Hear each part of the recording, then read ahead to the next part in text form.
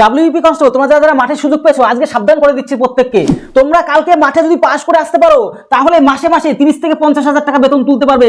আর অবশ্যই আজকে বিভিন্ন ধরনের কথা তোমাদেরকে বলবো আর সাবধান করে দেবো, কালকের এই ভুলটা তোমরা কেউ ভুল করে করবে না। তাই প্রথম থেকে শেষ পর্যন্ত ভিডিওটা দেখো, তাহলে তোমরা যে ভুলগুলো করতে এখন ছোট ছোট ভুল, এই ছোট ছোট ভুলই তোমার মারাত্মক আকার ধারণ নিত। তাই সমস্ত কিছু আজকে ভিডিওতে সাবধান করে দেবো, সমস্ত কিছু বলে দেবো কালকে কি নিতে হবে কি করতে হবে সমস্ত কিছু, তাহলে তুমি কিন্তু পাস 100% করে যাবে। তাই সমস্ত বিষয় নিয়ে আজকে আলোচনা করবো, এক এক করে দেখো তোমাদের কোনো সমস্যা থাকবে না, কালকে সমস্ত সমাধানের সমস্ত কিছু আজকের ভিডিওতে তোমাদেরকে বলে দিচ্ছি।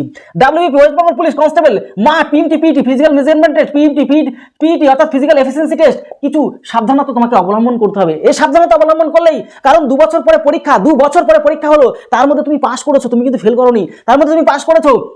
তোমার স্বপ্ন তোমার পূরণ করতেই হবে, যে করে হোক ভাই মাস পাস করে আসতেই হবে।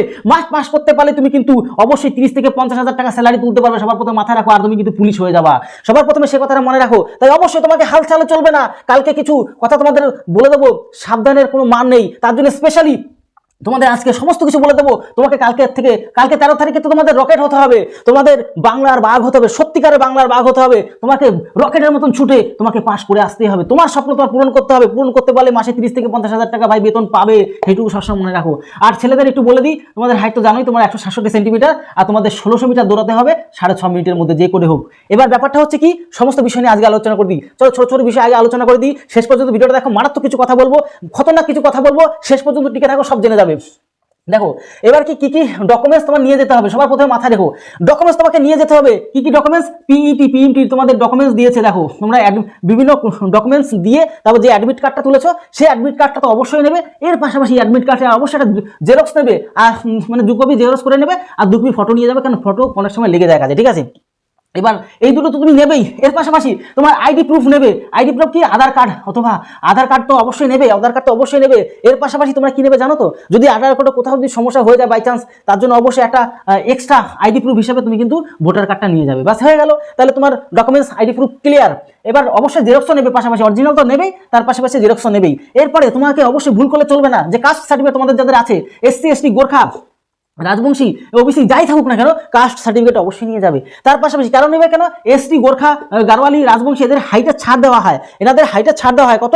তোমাদের যেরকম 167 সেন্টিমিটার নর্মাল, আর কিন্তু এদের যেরকম এসটি গোর্খা রাজবংশী যে পাহাড়ি অঞ্চলে যে সমস্ত মানে দার্জিলিং অঞ্চলে, তাদের কিন্তু 160 সেন্টিমিটার ছেলেদের, আর মেয়েদের 152। ও মেয়েদের তো হয়ে গেছে, সেটা নিয়ে আমরা আর ভাববো না। কিন্তু একটা কথা তোমরা মনে রাখবে, এই যে কাস্ট সার্টিফিকেট তোমরা যারা নিয়ে যাচ্ছ, এই যে এসসি এসটি গোর্খা রাজবংশী, তাদের অবশ্যই একটা জেরক্স নেবে, প্লাস অরিজিনাল তো নেবে। এর পাশাপাশি তোমাদের যে পিএমটি যে রোল নাম্বারটা, সে জেরক্সের পিছনে লিখবে, তোমার নাম লিখবে, এর পাশাপাশি তার তোমার ফোন নাম্বারটাও লিখে দেবে, ঠিক আছে? এর পাশে 2টো জেরক্স নিয়ে যাবে, একটা তো রেডি করেই যাবে, তারপরে এক্সট্রাটা নিয়ে গেলে যদি ওখানে বাই চান্স কিছু এক্সট্রা লিখতে বললো, সেটা তুমি লিখে দিতে পারলে। তার জন্য সবসময় 2টো কপি, একটা সবসময় এক্সট্রা রাখবে, ঠিক আছে? যদি সময় ওইখানে তোমার কিছু করে নিতে চেষ্টা করবে, ওইখানে গিয়ে লিখে নিতে, যাতে কি করছে না স্যার, কি বলছে না বলছে, ঠিক আছে?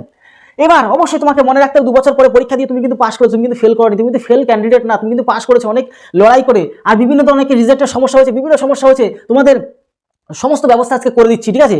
এর পাশাপাশি চলো কি কি লাগবে একটু বলে দিচ্ছি। তোমরা কিন্তু রিপোর্টিং টাইমে ঠিক সময় ঢুকে যাবে, কারণ কি তুমি যদি লেট করো তাহলে কিন্তু তোমার বরবাদ হয়ে যাবে। কারণ তোমার কিন্তু যে জোশ, যে সব জুনুন ছিল, সেটা তোমার যদি দিনের শেষে করায়, তাহলে তোমার সেই জোশটা নষ্ট হয়ে যাবে, তোমাদের এনার্জি নষ্ট হয়ে যাবে। তাই তুমি সঠিক সময় এই রিপোর্টিং টাইমে চলে যাবে, অন্তত আধা ঘন্টা থেকে 1 ঘন্টা আগে চলে যাবে, সমস্ত বুঝে নেবে।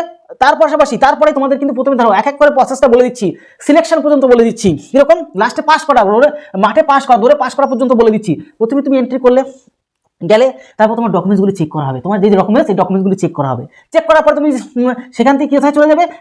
পিএমটি অর্থাৎ ফিজিক্যাল মেজারমেন্ট টেস্ট। তো মাপঝোপ, এই মাপঝোপের কেসটাতে কি বলি, যাদের একদম টাইটাই হাইটে রয়েছে, তোমরা এমনভাবে বাড়ি থেকে মেপে নিয়ে দেখে নিয়ে যাবে যে এরকম করলে না কিরম করলে তোমার সব থেকে বেশি হাইটটা দেখাচ্ছে কিরম অ্যাঙ্গেলে, এই অ্যাঙ্গেলটা গিয়ে ওখানে দাঁড়াবে। তাহলে তোমার কোনো মানে যে ভয়টা আর থাকবে না, কারণ মেয়েদের প্রচুর পরিমাণে হাইট বাদ করে দিয়েছে, কারো 2-3 সেন্টিমিটার যা ছিল তার থেকে 2 কখনো, মানে এগুলো শোনা গেছে সমস্ত দিকে, কারো 1, 2, 3, 4 এরকম মানে আর কি যা ছিল তার থেকে কমিয়ে দিয়েছে। তো তোমরা সঠিকভাবে দাঁড়াবে, যখনই সাইলেন্সার কাজ করবে তখন এরকম একা করে তাকাবে না, তাহলে কিন্তু কেসকে যাবে। একদম সবসময় একদম ইয়ে করে থাকবে, ঠিক আছে? বুঝে গেছো? এবার ব্যাপারটা হচ্ছে, এবার মাপঝোপ হয়ে গেলে তুমি কি করবে জানো তো? তোমার যদি ওই অনেকে কি করে, একটু জল টল খায় ওয়েট বাড়ানোর জন্য, অনেকে ওয়েট শর্ট থাকে তো জল খায়, দেখা গেলো কলা খেয়ে নেয়, এটা সেটা খায়, ঠিক আছে? ওয়েট বাড়ানোর জন্য 1-1.5 কেজি। এবার তারপরে কি হয়, টয়লেট করে নেবে, না হলে কিন্তু কেস খাবে। টয়লেট চেপে রেখে দৌড়াতে যাবে না, তাহলে কিন্তু ফেল করে যাবে। এই ভুলটা অনেকে কিন্তু করেছিল এর আগে, তার জন্য তোমাদের বলে দিলাম আগের থেকে, ঠিক আছে? তারপর তোমাদের পিইটি অর্থাৎ ফিজিক্যাল মেজারমেন্ট এফিসিয়েন্সি টেস্ট মানে দৌড়টা হয়ে গেলে তুমি একদম পুরো আনন্দের সাথে বাড়ি চলে আসতে পারবে। 2 বছর পরীক্ষা তোমাকে কিন্তু ভাই যে কোনো হোক 30 থেকে 50,000 টাকা ইনকাম করতে হবে মাসে, এইটুকু মাথায় রেখো, ঠিক আছে। এর পাশে তোমার চলে আসো এবার তোমার দৌড় ভুল করেও ছাড়বে না, কিন্তু তোমরা ভুল করেও ছাড়বে না, যে করে হয় পাস করে আসতে হবে, তাহলে মাসে 50 থেকে 30,000 টাকা বেতন পাবে। বারবার বলছি কারণ এটাই তোমার মেন মোটিভেশন। তার পাশাপাশি তুমি কিন্তু পুলিশ হয়ে যাবে, এটুকু সবসময় মনে রাখো, পুলিশ তুমি হয়ে যাবে, এটুকু তুমি মনে রাখো, তুমি কিন্তু পুলিশ হয়ে যাবে, প্লাস মাসে মাসে তুমি কিন্তু 30 থেকে 50,000 টাকা তুলতে পারবে। এটাই মনে রাখো, যখন তুমি দৌড়াচ্ছ পাস পর মাথা একটা জিনিস রাখো যে পাস করলেই তুমি কিন্তু মাসে মাসে 30 থেকে 50,000 টাকা তুমি পাবে, ঠিক আছে। আশা করি বুঝতে পারলে। এর পাশাপাশি তোমাদের এক্সট্রা কিছু মাঠ আছে, সেগুলি 21 তারিখ 21/1/2026 সেখানে হয়ে যাবে। এর পাশাপাশি তোমাদেরকে ফার্স্টে বলে দিলাম মাঠে তোমাকে কিন্তু পাস করতে হবে, মাঠে পাস করলে 30 থেকে 50,000 টাকা তুমি পেয়ে যাবে। এবার তোমার জুতো ফিট রাখবে, জুতোগুলো ওজন যদি কম থাকে তাহলে একটু কিছু খেয়ে নেবে, জল বা কলা খেয়ে নেবে, ঠিক আছে, যাতে পেট ব্যথা না করে সেরকম ভাবে বুঝে শুনে কাজ যা করবে, বুঝে শুনে কাজ করবে, ঠিক আছে। ঠিক মতো তুমি দৌড়াতে তো হবে, কিছু করার নেই, ঠিক মতো তুমি দাঁড়াবে, মেন কথা ঠিক মতো দাঁড়াবে। আর তোমাদেরকে আগেও বলেছিলাম, ছিলাম আছি এবং থাকবো সবসময়ের জন্য, তার জন্যই বলেছিলাম ভিডিও শেষ পর্যন্ত থাকবে। তোমরা প্রত্যেকে যারা মাঠে সুযোগ পেয়েছো কেউ মিস করবে না, প্রত্যেকে তোমাদের একটা পিইটি এক্সট্রা একটা হোয়াটসঅ্যাপ গ্রুপ করে দিচ্ছি। তোমাদের যা সমস্যা সমস্ত কিছু এখানে তোমার মনের কথা এখানে শেয়ার করতে পারবে, তাই প্রত্যেকে সেই গ্রুপে যুক্ত হয়ে যাও এবং তোমার মনের কথা তুমি সেখানে বিন্দাস লিখতে শুরু করে দাও, ঠিক আছে। তোমাদের যে মনের কথা সবাই মিলেমিশে এখানে যুক্ত হয়ে যাও, পিএনটি যারা তোমরা চান্স পেয়েছো তারা প্রত্যেকে যুক্ত হয়ে যায় এই গ্রুপে। সেই গ্রুপে তোমার মনের কথা তোমরা লিখবে, কোথাও যদি সমস্যা হয়, কোথাও যদি এনি প্রবলেম হয়, কারণ তোমাদের রিজেক্টের সমস্যা নিয়ে আমি তোমাদের পিআরবিতে গেছিলাম, পরবর্তীকালে যে কোনো সমস্যা হলে আমি সবসময় চেষ্টা করবো। প্লাস আমাদের যে যৌথ মঞ্চ আছে, প্লাস এসডি স্যার, সকলে মিলে আমরা কিন্তু কাজ করছি তোমাদের হয়ে, তোমাদের যাতে কোনো সমস্যা না হয় সেই জন্য। এর পাশাপাশি তোমাদের কেপি পরীক্ষায় একই প্যান্ডেলে হয়ে যাওয়ার কিন্তু সম্পূর্ণ সম্ভাবনা রয়েছে, একই প্যান্ডেলে কেপি পরীক্ষা তোমাদের হয়ে যাওয়ার সম্পূর্ণ সম্ভাবনা রয়েছে।